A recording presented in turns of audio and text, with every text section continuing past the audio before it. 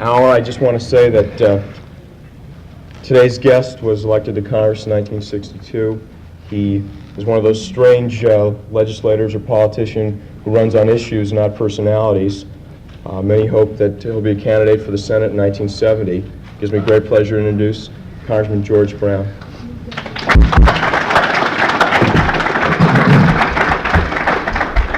Is it all right if I sit here? Fine. I'm always glad to be introduced as a man who runs on issues rather than personalities. I have lots of issues and no personality. I apologize for being late. The commuting from Washington is not as precise as I would wish. I just got off the plane and it was a few minutes late. What was I supposed to talk about? We're supposed to talk about the ABM, the current burning issues, and answer a lot of questions.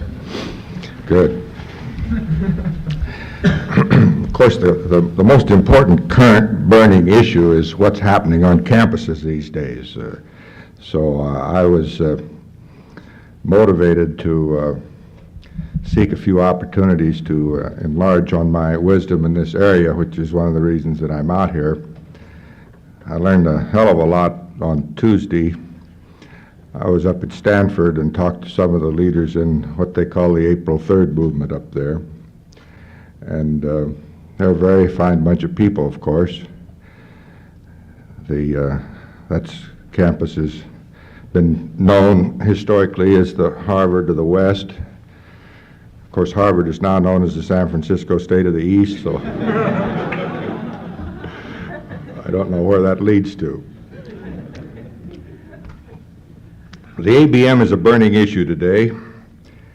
It has developed slowly over the past several months as a very key issue and one around which a great deal of debate is revolving today. I hope none of you have the illusion that the issue is the ABM, however. The issue runs far deeper than that. The issue really is what direction is our society taking today, who will control it, and what will be its set of priorities and values for the allocation of that very sizable hunk of resources which goes by the name of the federal tax dollar. The ABM is critical because it gives you a handle to attack this problem. And it happens to be a handle which can be grasped rather easily. And so far, it seems to be a handle on which there is a chance for reaching some success in a change in the priorities and values which this country's been following for the past generation or so. The ABM itself is another strategic weapon system, so-called, of which we've had many. It's the great post-World War II development of the Pentagon that they have specialized in the design, development, and deployment of vast new strategic weapon systems. The ABM is merely the latest in a long series, and it happens to be at the top of the Pentagon's priority list. It is not by any means the only one. They have a very large stockpile of these systems, which they are prepared to bring before the Congress for funding at any time, and will bring before the Congress for funding. A large part of their decision as to what they will bring and how fast and so forth will depend upon what happens to the ABM.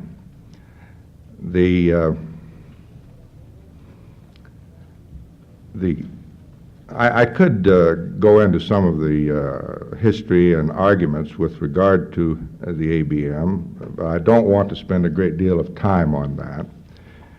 It is, of course, the natural follow-on to our efforts to develop a deterrent system based upon the use of intercontinental ballistic missiles, which we embarked upon, of course, shortly after the close of World War II.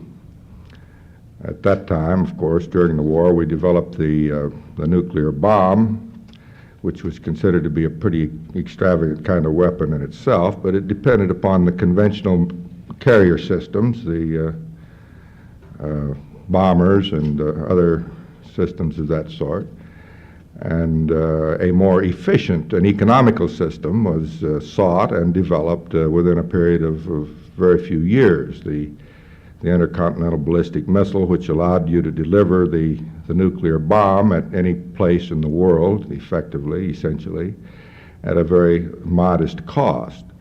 Well, it is true of the history of all weapon systems that when you develop a very effective weapon, such as the intercontinental ballistic missile, that the military immediately looks around for some defense against this weapon.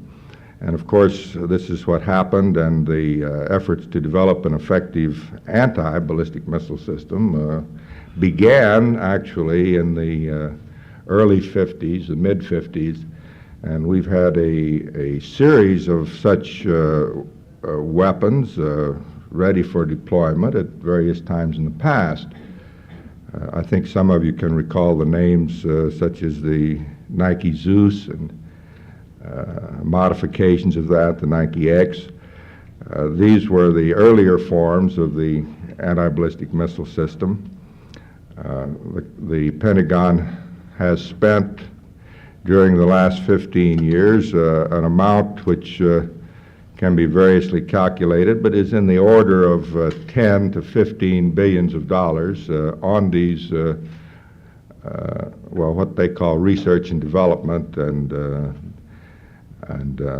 prototype systems of ABMs. The latest skirmish, or the latest development in this system, of course, was known under the Johnson administration as I think the Sentinel system. It has been ready for deployment or ready for major funding toward deployment now for several years. And as you may recall, the last administration, and particularly Secretary McNamara, resisted this vigorously over the objections of the Congress. This was one of the fundamental fights between Mendel Rivers, chairman of the Armed Services Committee in the House, and McNamara. Rivers insisted on putting a few $100 million into the budget for the development of hardware and the preliminary deployment of this system. McNamara refused to deploy it for a number of reasons. Some of them on the grounds that the technology hadn't been fully developed, some partly on the grounds that it was a major escalation in the nuclear arms race. The fact that it was expensive was one of the minor arguments, but that also entered into it. And it kept the system from being funded, except at this modest level of, say, $500 million a year up until the fall of '67. What happened then, as you probably recall, is that McNamara in San Francisco had a change of heart and decided that he would authorize the deployment of a so-called thin system which would protect our major urban centers.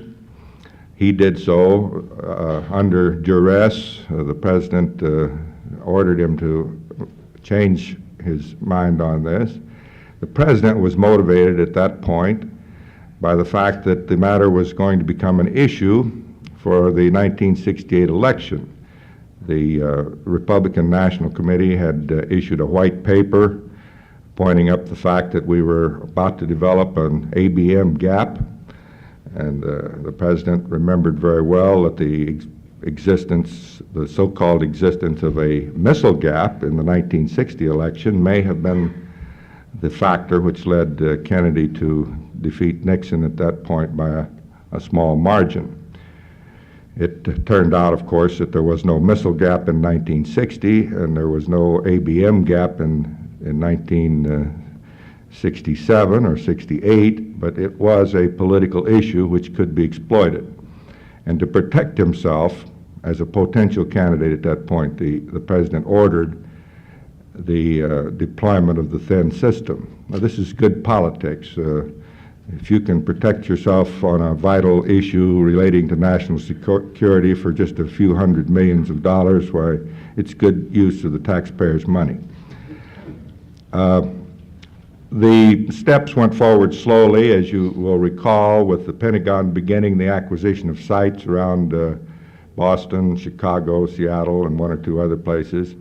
And lo and behold, there developed a vast storm of public opposition. There seemed to be a number of people who were worried about having all these nuclear missiles in their backyards.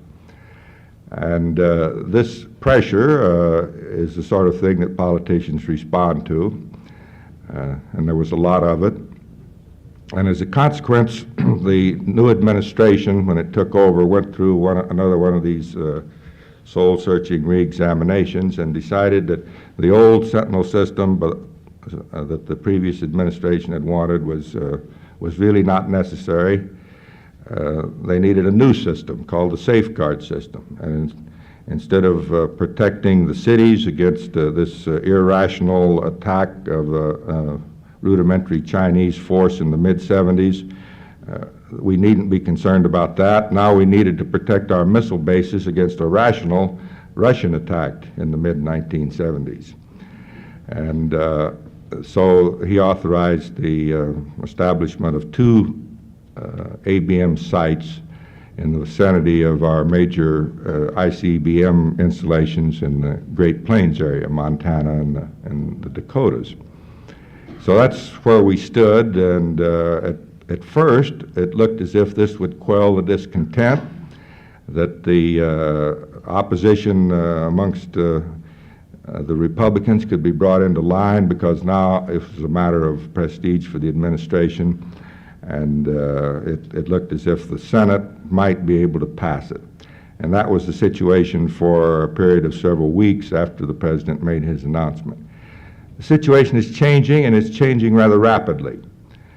A large number of people in the Congress and around the country, I think, have decided to make this fight on the basis that it properly should be made, that it is an escalation of the nuclear arms race, that it will result in the expenditure not of $5 or $10 billion, but probably 40, 50, maybe as much as one senator estimated, $400 billion.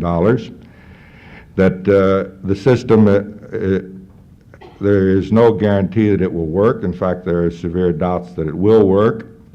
There is the very good likelihood that the easiest reply on the part of the Russians will merely be to rapidly expand their supply of offensive missiles, which they're quite capable of doing, and that we could both end up by spending X billions of dollars and not only not be any more secure, we'd be in the same relative position, but the possibilities of war because of the destabilizing influence, as we say, of these kind of systems might be even greater.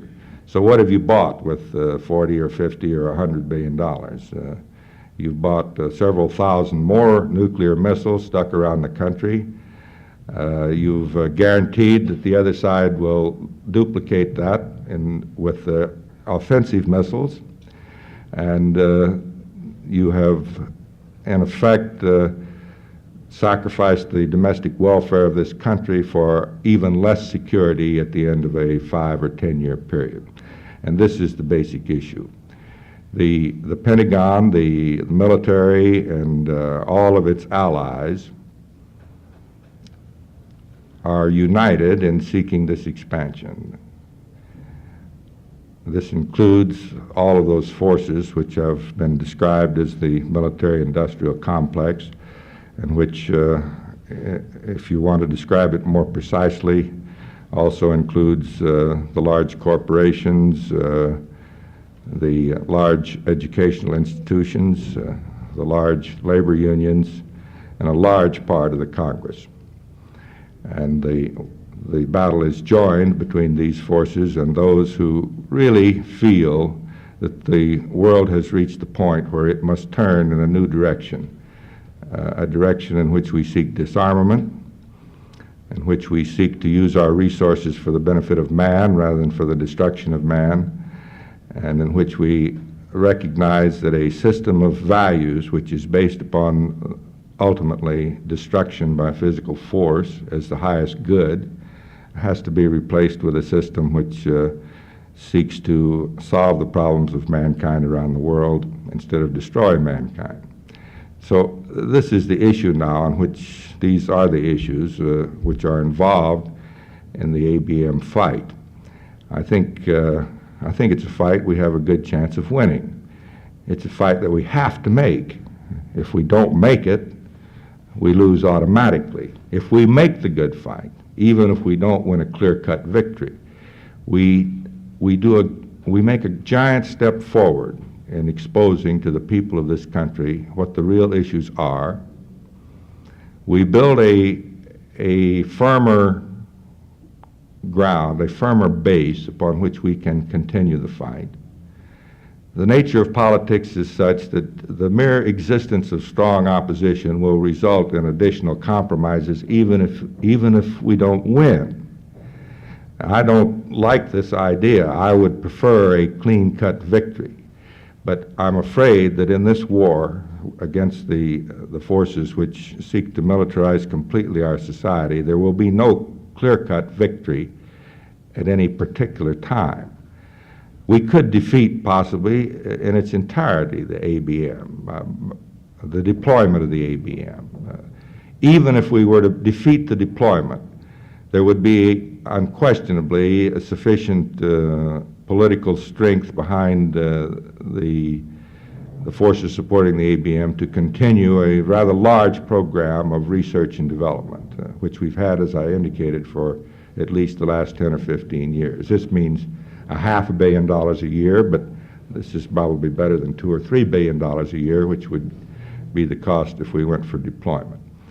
Unquestionably, the Pentagon is prepared to come in with their next system after this, and it can be any number of things. They have, just as examples, and this is not exhaustive, but they have a seagoing anti-ballistic missile system described by the term SABMISS. They have an airborne anti-ballistic missile system so that the Air Force can get in on the action. They have an AMSA, an advanced manned strategic bomber system at the cost of possibly $10 to $20 billion, which is ready to move ahead full speed, and any number of other items, all in the multi-billion-dollar cost level. And of course, it would be sheer tragedy to the Pentagon not to have several of these moving forward, because it would mean a substantial cut in their budget, and the thing that they are seeking at the present time, above all else, is to prevent their budget from dropping below the $80 billion level at the end of the, assuming there is an end to the Vietnam War. And these systems are intended to fill the gap represented by the tapering off of the Vietnam War. So we have all of these things before us, which will result in a need to continue this fight. I think if you're worried about winning the victory for a better world before you get out of school, why you'll probably still have a few things to fight for after you get out, and I hope you will. The winning of this fight, just in economic terms this year, is an absolutely crucial ingredient to doing anything whatsoever about beginning at least to slightly retard the decay of our own society. And this is true in any number of areas. The sorts of things that need to be done, such as reversing the complete pollution of our environment and all of its aspects, the adequate funding of our educational systems, the rebuilding of the cities, the winning of the war on racial issues, the providing of opportunity for the poor and for the minorities, requires money. It requires a massive diversion of resources of a sort that, of a magnitude that can only be produced if there is a substantial reduction in the absolute size and in the rate of growth of military spending. So all of these things are involved in this fight, and we are absolutely stymied as far as making any domestic, substantial domestic progress over the next few years unless we can achieve something of this sort. Interestingly enough, the decision by the administration to change their strategy on the ABM and locate it out in the Great Plains does not seem to have completely eliminated the political pressure from concerned citizens. I'd never realized there were any concerned citizens in Montana and South Dakota and North Dakota, but I found out last week that there are. They're having a statewide rally in North Dakota this Sunday, and they have invited me to stop by Fargo, North Dakota, which is a town in North Dakota, I think, and make a speech there on Sunday with regard to the ABM. And I find they do have airplanes going in there, so I've agreed to accept the invitation. And on my way back from California, I'll make my first stop in North Dakota in my life and see if we can help to generate some opposition from the good citizens of North Dakota. There is a national movement, of course, developing around this. There are several national organizations set up to do research, prepare arguments, to organize, and frankly, organizing is probably the most important thing. There's a flowering of organizations such as Concerned Scientists for stopping the ABM, and on a broader basis for demilitarizing the science that now today in this country is probably, well, at least by the large majority of which is funded by the Pentagon for military purposes. These are all very healthy signs, and they are indicative of a tremendous growth in public awareness and the awareness of special groups of concerned citizens of the importance of these issues. So I'm beginning to be somewhat optimistic. We all have our ups and downs in this business, and I was rather unhappy with the results of last year's elections. I started out on a somewhat optimistic note on the 31st of March when I felt that we had achieved some small victory in getting the president to recognize that he wasn't a very popular candidate for re-election. Then I had the very enjoyable experience of campaigning all over the country on behalf of what I thought would have been a better candidate, who of course lost. And I'm not at all happy with what we have at the present time.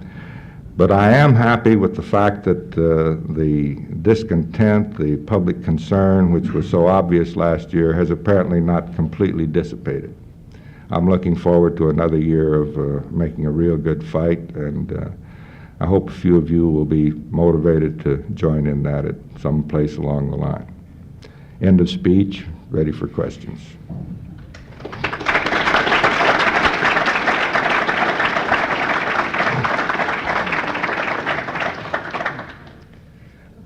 Who recognizes the question? Would you like to?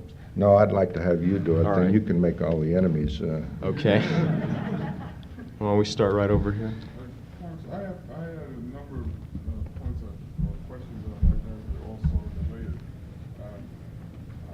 You spoke of that congressmen or representatives are somewhat subject to political pressure. They do have some good points. And I learned this morning, for instance, that Congressman Bell will be supporting the administration position on the ABM. And I'd like to ask you, first of all, can you give us some sort of assessment of where the House of Representatives stands on this issue? I think the Senate at this point is about 41, 42, with the remainder undecided, opposed Yeah. to the ABM. And I haven't heard where the House is. And second of all,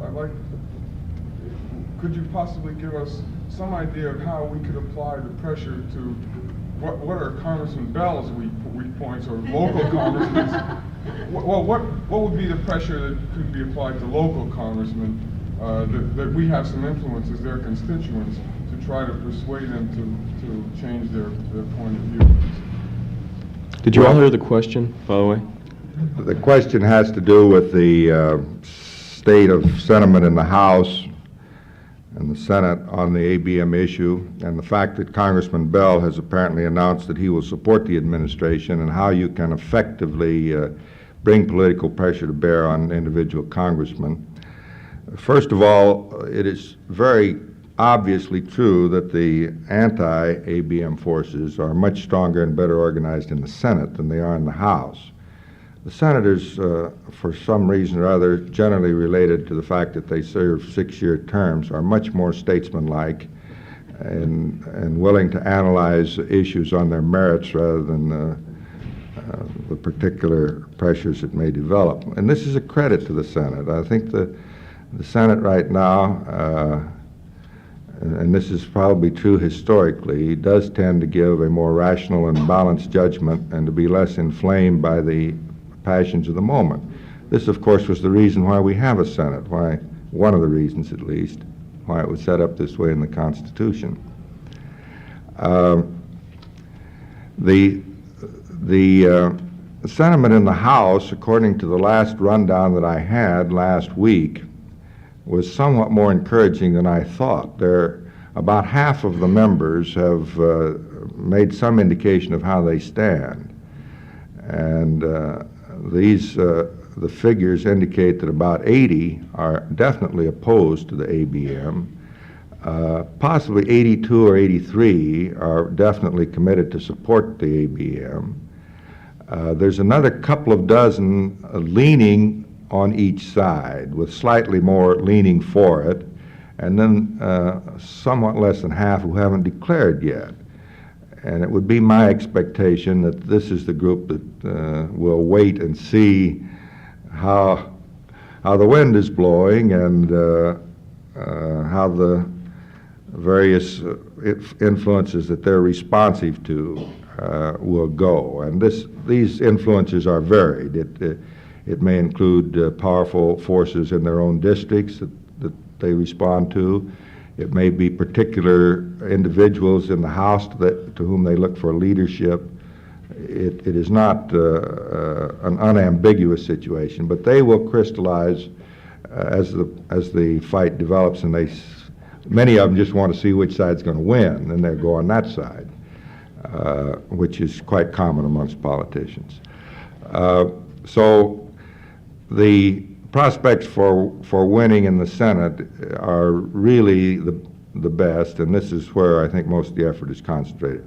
In terms of Al Bell, Al is I think the finest Republican member of Congress from California. He is a man of good sensibilities. He is loyal, however, to his party leadership, as is quite right and proper. But he is most likely to be influenced by his own evaluation of how the sentiment in his area, and in general that means his district, city of Los Angeles and Southern California, is going. That means that the more public expression on this subject that there is, the more likely Al's going to switch, and he would be one of the first to switch under this kind of pressure, because he is not dogmatic in his views, as he is not a hardened hawk by any means. And he would be likely to be sensitive to this kind of thing. Some of the others wouldn't be. And this includes both Democrats as well as Republicans. Some of the very strongest supporters of the ABM are the hardline hawks in the Democratic delegation, frequently Southerners, but not always. There's some Northerners in this group. So my advice is to not look upon this as a problem in which you can communicate immediate pressure to an individual.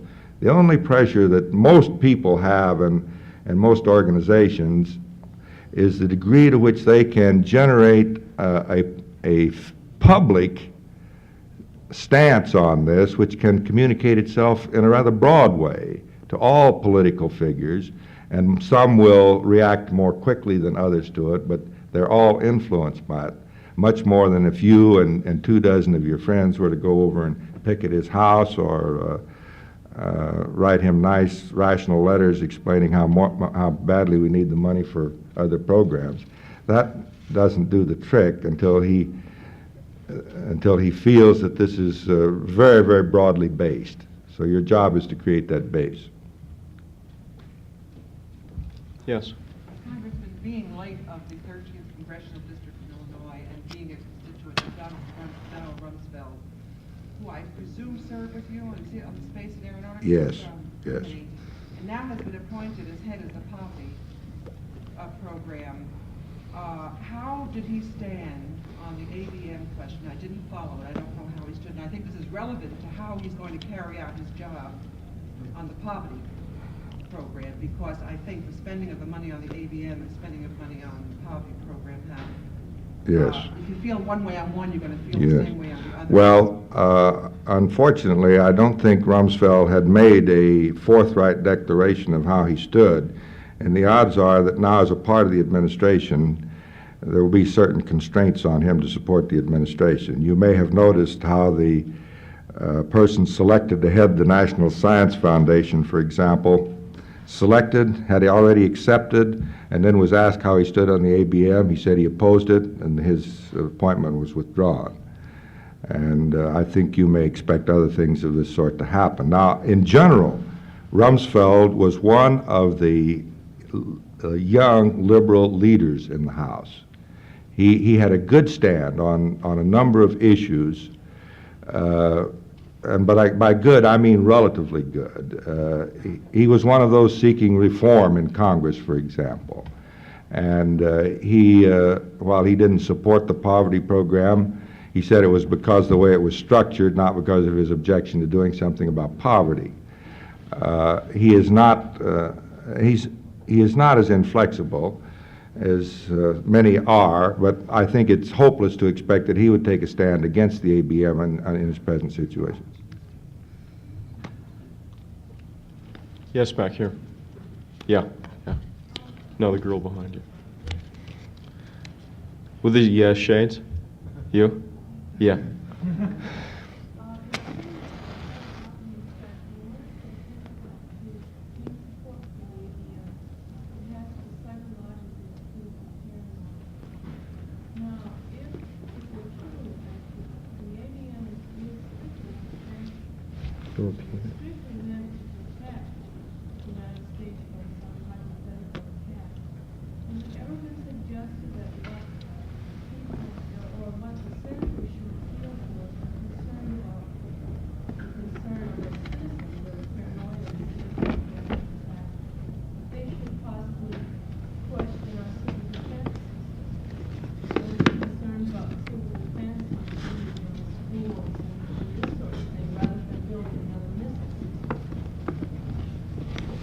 Well, I don't think I got the full thrust of your question. I hate to ask you to repeat it, but I did catch portions of it. For example, the statement that the ABM is supposed to be strictly a defensive system. And I might indicate to you that there isn't any such thing as strictly a defensive system. This is a strategic weapons system. And Kosygin, in a speech he made a couple of years ago, said that this is when the system that the Russians were deploying is a defensive system and it shouldn't escalate the war. Nevertheless, the United States, the Pentagon, knowing that they were seeking to deploy a rudimentary system, immediately expanded our offensive system by a factor of several times over. It was their presumed deployment of a rudimentary ABM that led to our development of the Poseidon missile and the MERV missile and various other offensive weapons which were capable of penetrating any defensive system that the Russians might have. So Kosygin was not correct, and American analysts today who say that, well, why do we object? It's just a defensive system, it can't hurt anybody. They don't really believe it because they know that our reaction to the Russian presumed deployment was an immediate increase, substantial increase in offensive missiles. So you can't make an argument for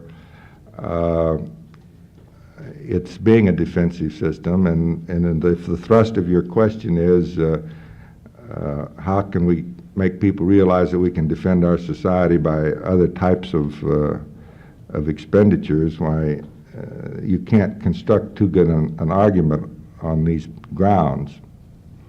Now, if you'd like to rephrase the portions of your questions to which my answer is irrelevant, I'll try and answer the rest of it. Well, I'm wondering, for example, Congressman Bell is concerned about his constituents.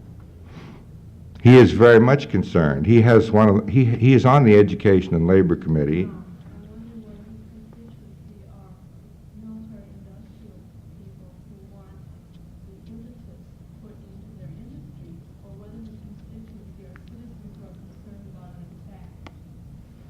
Now, if Congressman Bell has ever been suggested to people who might be on the verge of going either way, that he should be concerned about civil defense if he were really concerned about his constituency rather than another offensive missile.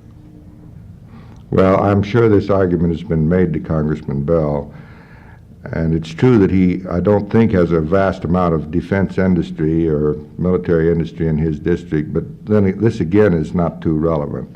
If you want to analyze the facts, the power structure of Southern California, all of Southern California, is heavily oriented toward the defense industry. And it affects all the congressmen from every district, whether the plants happen to be physically located or the executives happen to live in Bell's district.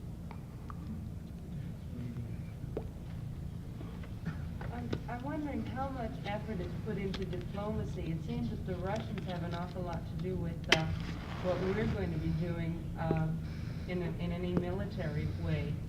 And how much effort is put into trying to start unilateral disarmament is never going to happen. Why is it more money and time spent in training diplomats and people like this who can contact the Russians and the Chinese and just talk, discuss these very issues? Well, for a generation almost, for 10, 15 years, we've had a massive international effort going on toward disarmament under the aegis of the UN. They meet several months out of every year and they come up with nothing. Now, we have indicated, Nixon has indicated a desire for bilateral talks with the Russians on nuclear disarmament.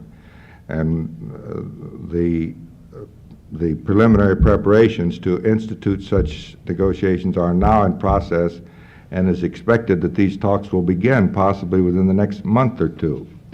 The Pentagon tends to drag their feet with regard to proceeding with this sort of thing, or to use the argument that, well, let's go ahead with this system because we can always use that as a basis as part of our argument for disarmament. They have all sorts of logic of this sort. The fundamental fact is that underlying our failure to achieve any results in the disarmament field is a fundamental attitude on the part of our government, on the part of the leaders of our society, and on the part of the vast majority of our society, that we are engaged in a fundamental conflict with the Russians, that we cannot trust them, that communism is an ultimate evil which may someday have to be destroyed by physical force. And as long as this set of attitudes underlies the basic policy stands of our country, the hopes for achieving negotiation and disarmament bilaterally, unilaterally, or multilaterally, are remote. And training a few more competent negotiators is not going to have one iota of effect on this, although it's a laudable thought. Despite the fact that, as you say, and I agree with you, that the real issue is more on a philosophical and psychological level, I, as an ordinary citizen, through the media, seem to be saturated by the opponents and the opponents who say that are working on a technical level of the ABM. They argue whether it works or it doesn't work. I don't see that the real issue is being made known in any way. Which way did you say you were being saturated, by the opponents or the Well, proponents? both. There are those that say that it works on a technical level, and there are those that say are opposed to it on a technical level. Well, the technical arguments are only one part of the arguments, and they are being given a great deal of attention on both sides. The people and groups that oppose the system, of course, will naturally point to its technical flaws, and this forces the other side to defend themselves with regard to its technical capacity. The facts of the matter are that neither side knows whether the system will work or not for sure, and they can never test it. And the argument, therefore, can proceed apace with no proof ever being possible. And it's essentially immaterial to both sides because, in general, the opponents use the technical argument in the hopes that it'll influence somebody, but behind their attitudes are many of these others. Those who support it, on the other hand, really don't care whether it works either, because they are supporting it for other reasons. There's a vast psychological involvement here. The fact that the other side thinks it might work is more important than whether it works or not. Much more important. And it'll never be tested except in the context of an ultimate nuclear war, so who the hell cares? But as in opposing the ABM on a technical level, there's sort of a tacit agreement that if they can prove that it works, or that it is sort of good per se, if it works, and it should be accepted. Well, Defending against it on that level. yeah, well, anybody would be a fool if he were to oppose a system which even at 10, 50, or $100 billion would guarantee you protection from nuclear attack. I couldn't oppose it myself. But this is beside the point. Nobody can make you that guarantee because essentially what we're talking about is a system that nobody knows the parameters of, and we know even less about the parameters of the system that will be used to attack it. Now, we very quickly developed a system which we knew would penetrate the Russian rudimentary system which they deployed several years ago. Very quickly, no problem. And yet the Russian general sitting in the Kremlin, I'm sure, said, we've got to spend money on this because as of today, it'll protect us against some threats that we are conversant with. But the point is, it has to protect you against a threat which is not even designed yet. And technology is changing so rapidly that you can't be sure what will be developed 5 years from now or 10 years from now.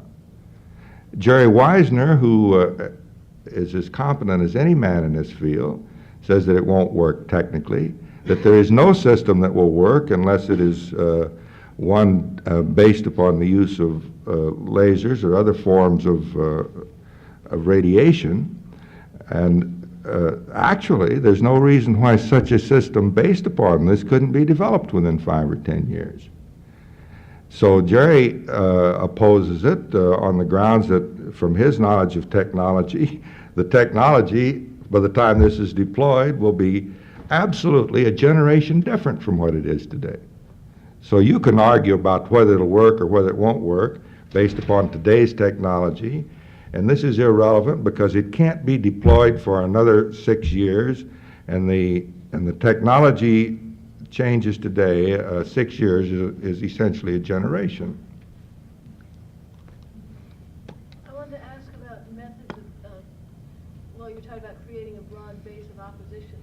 And this will maybe bring in your thoughts on the campus activities too. I'm wondering what the reaction is in the Senate or in Congress when two demonstrations on campus or something, is it at this point just come up as is their reaction a negative one because of the law and order issue, or does it actually sway them? Or just what's the feeling? Well, the feeling in Congress, generally, the vast majority, is always one of meeting any new demonstration, violent or nonviolent, they don't differentiate too closely, with new efforts at repression. Our first reaction, and I use our in the broad term here, is to pass a new law, making it harder on the students.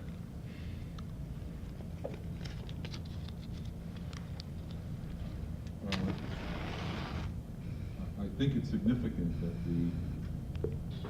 the Vietnamese War situation hasn't been mentioned yet. I've had there's been a growing feeling that this crescendo of opposition to this war that reached a climax at about the time of the conventions and was sustained for some time after, perhaps, sort of died down to a point where the administration is probably getting the idea it can do as it pleases, perhaps. I don't know. Would you comment, please? Sure. The phenomenon that you're remarking on is obvious. There was a distinct lull, which to some degree is still continuing. The facts of the situation is that the Pentagon and the administration, I think, feels that a war of the Vietnamese type is manageable in terms of domestic political opposition at a certain level. That level is probably somewhere between 200 and 500 casualties per week, and maybe the $10 to $20 billion per year expenditure level. Below that, they feel it's politically manageable, and they will try and keep it below that as long as they can, lacking a settlement. The only reasonable type of settlement, of course, the only practical and lasting settlement is politically unacceptable to the administration.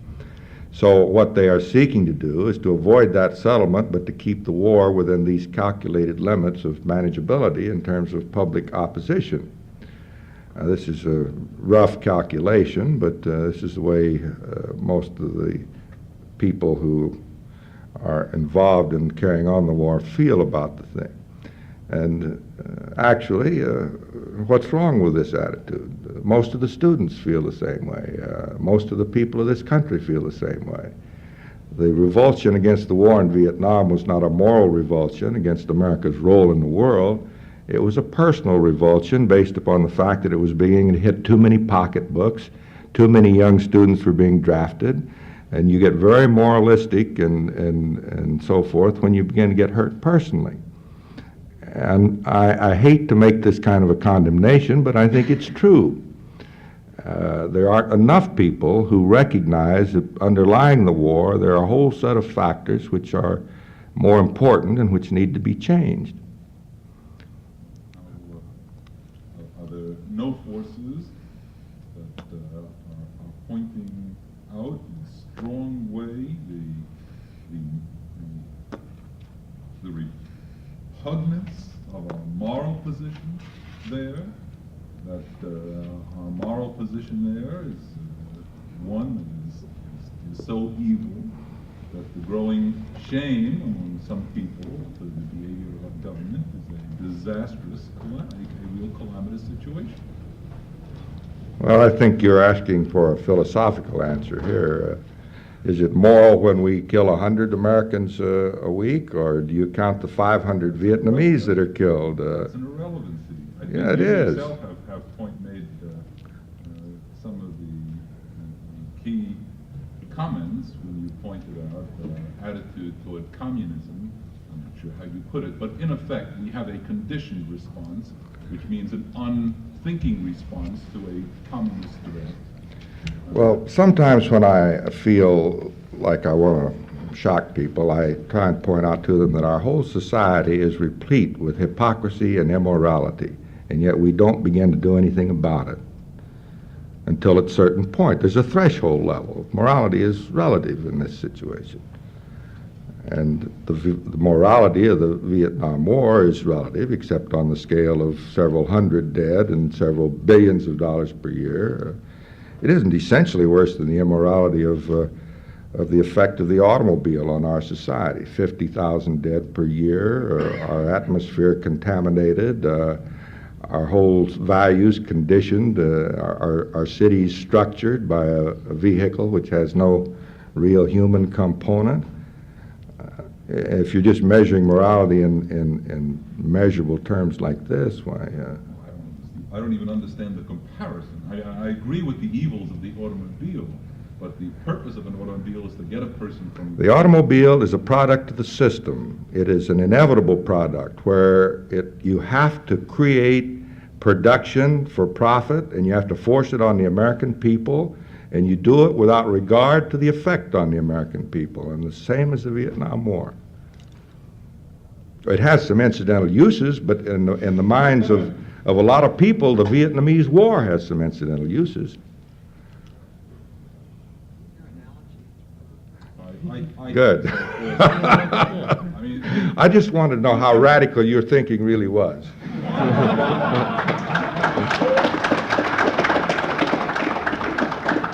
very conservative on many issues, but not the Vietnamese War.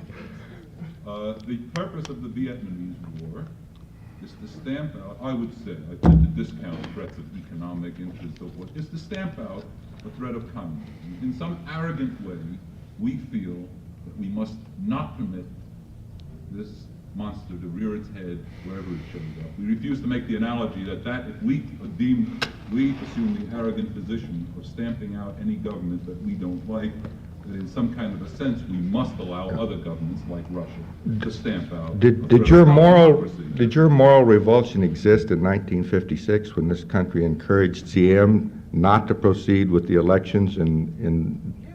It did. Well, then you're one of the better ones. In Dien Bien, when the French were thrown out, we were revolted, weren't we, against the war? It wasn't the United States, it was France and Algeria.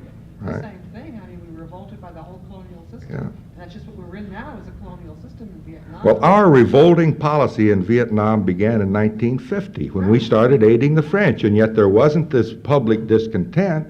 There were thousands of Vietnamese being killed because of what we were doing, but no Americans. How many people knew of Nixon's stand when he wanted to go in there to help the French clean up the whole thing right then and there? And if it wasn't for Eisenhower stopping him right then, we would have been in there then.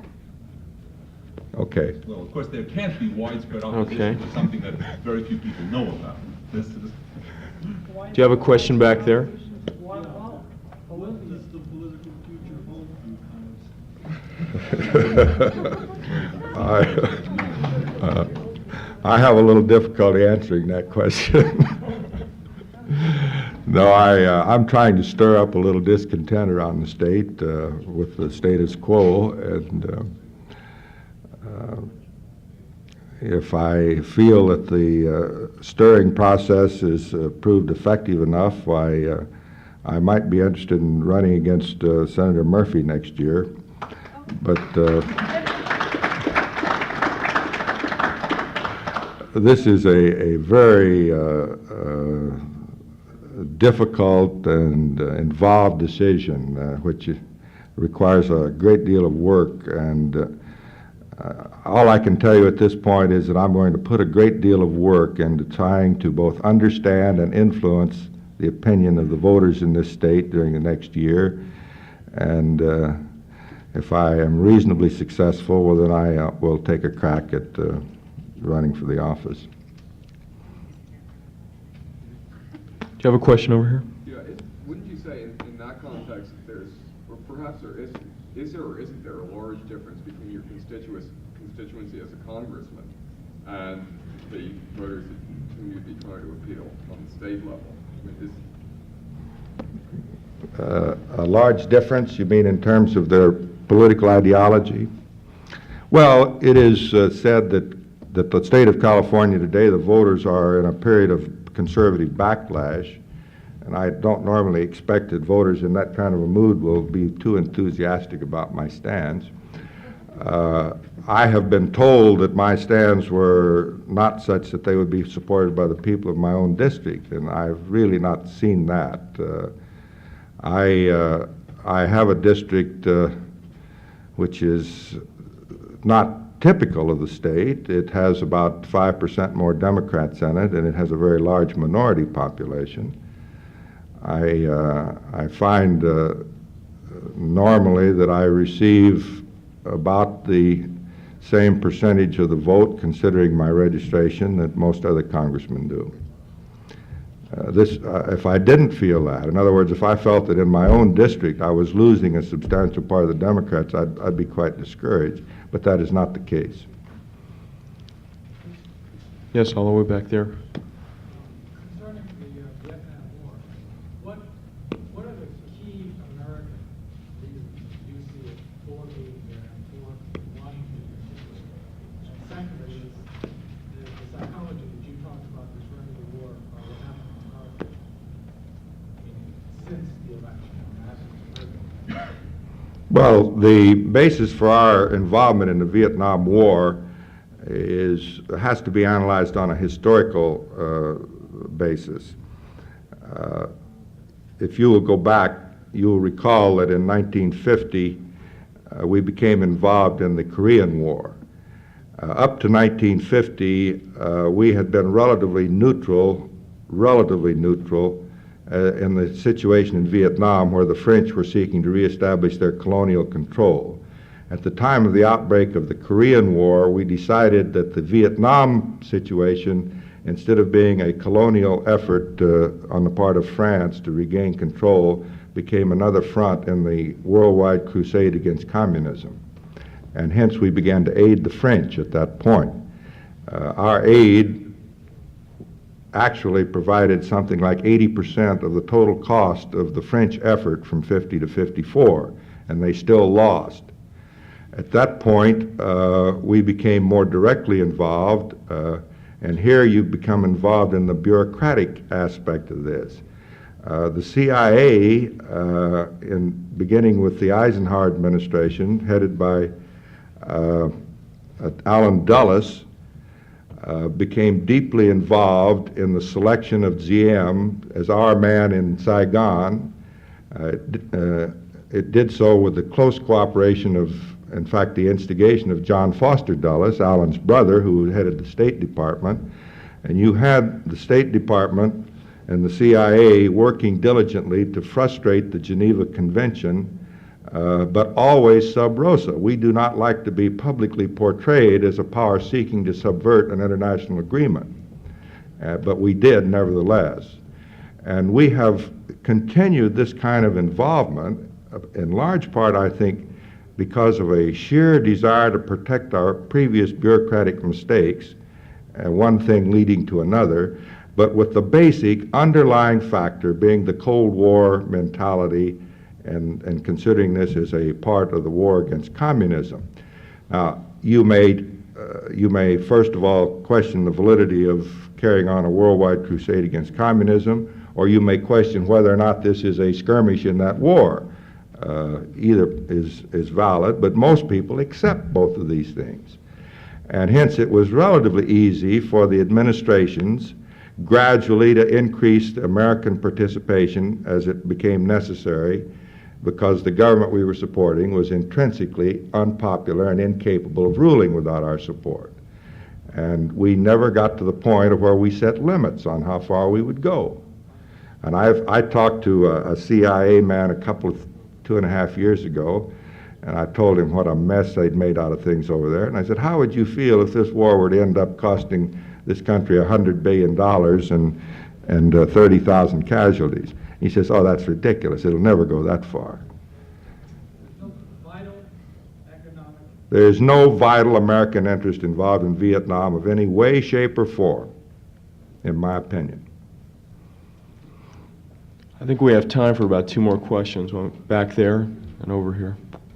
Could you comment on the destabilizing influence of developing the multiple targeted missile and ABM versus developing one or the other, as discussed in Scientific American this month?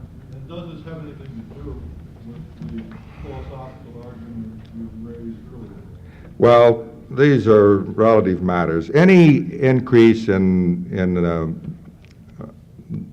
military force by one side is against the other is destabilizing. Now, in the connection, as far as nuclear missiles are concerned, when each side has an invulnerable retaliatory capacity, the addition of a few more missiles is not destabilizing, because after all, you can only kill the other population so many times.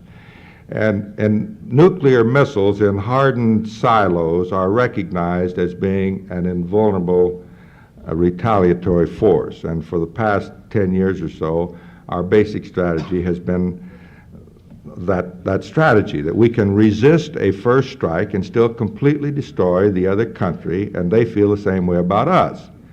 So that is a stable deterrent posture. And we had somewhere in the vicinity of 4 or 5 times as many missiles as the Russians, but this was not a matter of serious concern because they still had enough missiles to destroy the United States substantially, and we had enough to destroy them.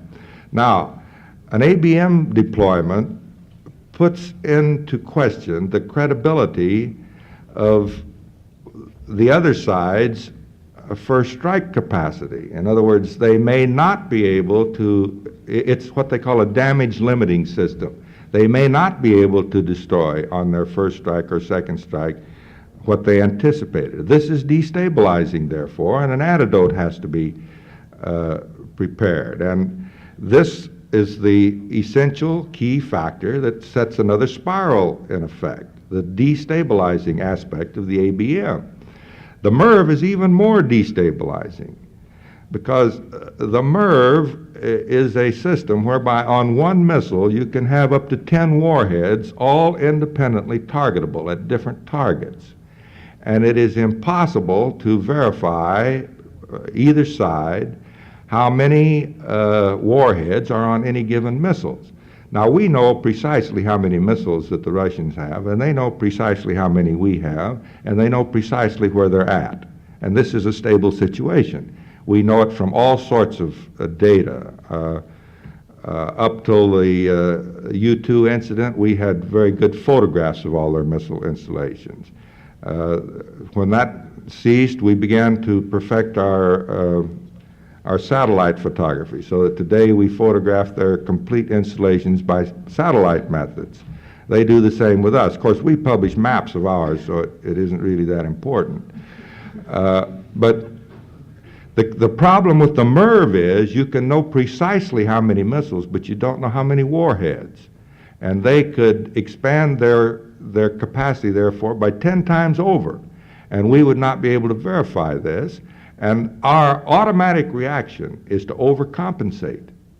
If we think that they have a capacity of 10 times as many warheads as we know they have missiles in place, we will immediately put in 20 times. And of course, they will retaliate in turn.